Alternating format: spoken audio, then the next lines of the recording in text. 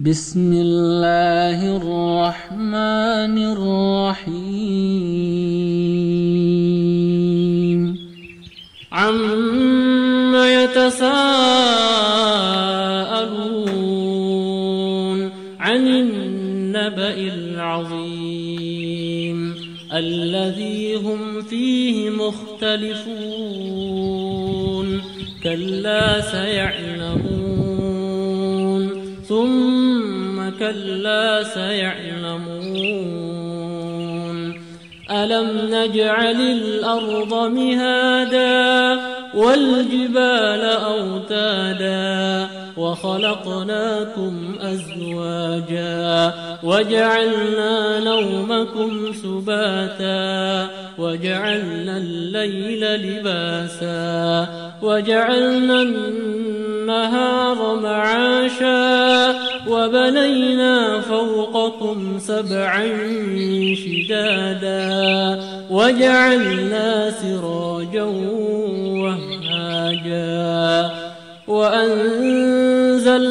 من المعصرات ماء ثجاجا لنخرج به حبا ونباتا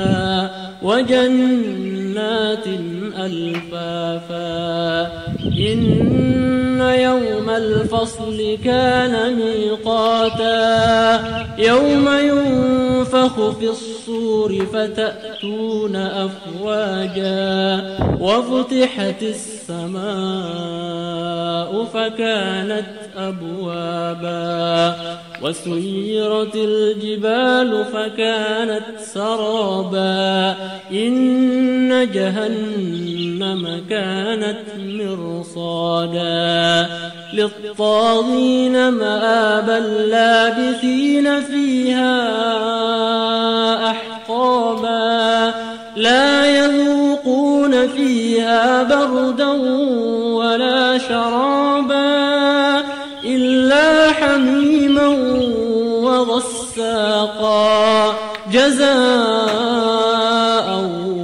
وفاقا إنهم كانوا لا يرجون حسابا وكذبوا بآياتنا كذابا وكل شيء أحصيناه كتابا فذوقوا فلن